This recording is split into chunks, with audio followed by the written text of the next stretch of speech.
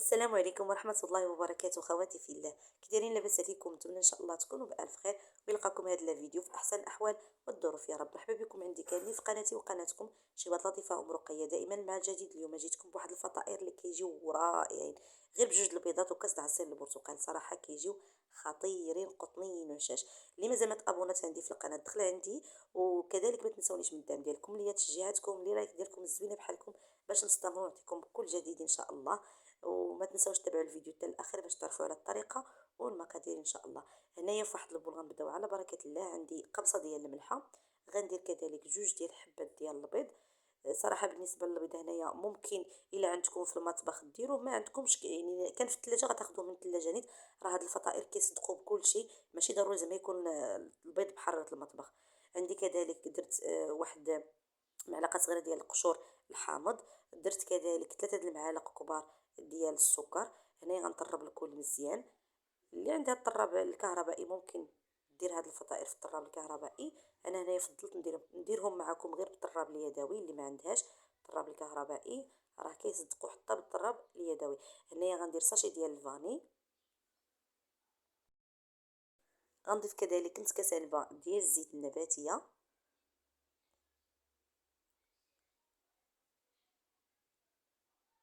وغنضيف كذلك كاس علبه ديال عصير البرتقال ولا عصير المندرين اللي متوفر عندكم. انا هنايا استعملت عصير المندرين اللي كان متوفر عندي، ممكن تستعملوا عصير البرتقال. غنخلط الكل وغنضيف كذلك كاس علبه ديال دقيق الفرص. بطبيعه الحال الدقيق راه كيكون مغربل. وغنضيف كذلك جوج اكياس من خميرات الحلويات من وزن 7 غرام لكل كيس. هنايا بالنسبه للدقيق راه مازال غنضيف معكم الدقيق، يعني في الاول ضفنا الكاس الاول ديال العنبه، وهنايا غنضيف الكاس الثاني. ضفت شويه بشويه وانتم تشوفوا معايا. المهم جوج الكيسان راه كتهزهم هاد الفطائر. جوج الكيسان د العنبه ديال الدقيق الفرصي، النوع الجيد كما كتعرفوا. صافي هنايا نخلط الكل مزيان. نتوما معايا حتى كتشوفوا يعني الخليط كيفاش كيكون ديال هاد الفطائر. صراحه خطيرين هاد الفطائر، كيجيو رائعين. نتمنى ان شاء الله تجربوهم، ساهلين بالنسبه للكوتي ديال الدراري المدرسه، صراحه رائعين. كديروهم مع الشكلاط ولا اي حاجه بغاوها لكم الوليدات. صافي هنايا غندير الدقيق المتبقي. صافي يعني كتهز ليا جوج الكيسان د العنبه، جوج الكيسان د العنبه ديال الدقيق الفرص. هانتوما بعد ما خلطت الخليط هذا هو القوام اللي كنتحصلوا عليه. ما كيكونش خفيف بزاف وفي نفس الوقت ما كيكونش ثقيل بزاف.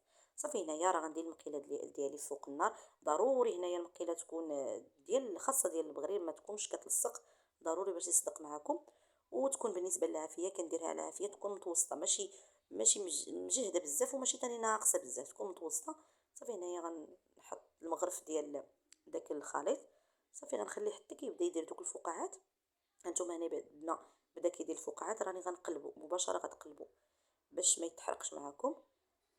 مازال كيكون خضر في الفوق، قلبوه حيت صافي كيكون محمر من التحت. ما تخليوش يعني ما تغفلوش عليه وتخليوه حتى ينشف من الفوق، لا، يعني غير يبدا زعما دوك الفقاعات يبانوا. صافي قلبوه، راه غتلقاو محمر من الجهه الاولى، وقلبوه يتحمر من الجهه الثانيه. صراحه ساهل ودغيا كيوجد في دقائق البنات. هانتوما هنايا قلبت معكم الثانيه، وريتكم الطريقه باش ما تغفلوش عليه يتحرق لكم، حيت هو دغيا كيتحرق، خصوصا الا جهدتوا العافيه عليه. ما كيبغيش العافيه تكون مجهده بزاف. هانتوما غنستمروا بنفس الطريقه حتى كنساليهم.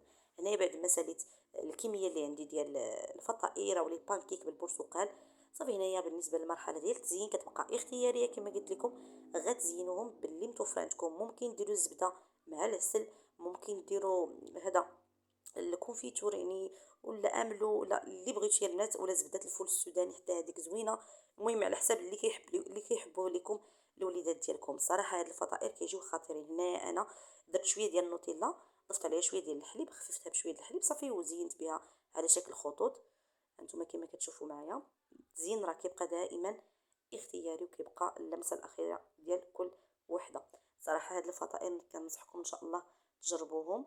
الوليدات ديالكم اللي قلتي كما كتعرفوا مع هذا الدخول المدرسي ديال الوليدات كيبغيو شي حاجه هكا حلوه، من الاحسن تصيبوهم اليوم في الدار ويدوهم معاهم في هذا ديالهم لانج بوكس ديالهم. صراحه شي حاجه خطيره وشي حاجه زوينه زوينه بزاف غيعجبوهم، حيت قطنيين رطب رطبين بزاف بزاف، وصراحه كيجيو خطيرين في المذاق ديالهم مع عصير البرتقال وديك القشره ديال الحامض، كيعطيو واحد المذاق وواحد النسمه خطيره. هذا هو الشكل النهائي ديال الفطائر اللي شاركت معكم اليوم، نتمنى ان شاء الله ينالوا الاعجاب ديالكم وتجربوهم، حيت فعلا كيستحقوا التجربه.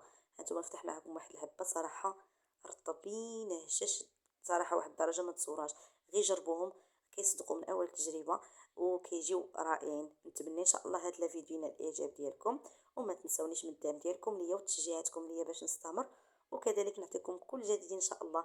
كما قلت لكم في اول الفيديو، اللي مازال ما تابونات عندي دخل عندي للقناه. ايوا نقول لكم الى اللقاء في فيديو قادم ان شاء الله. السلام عليكم.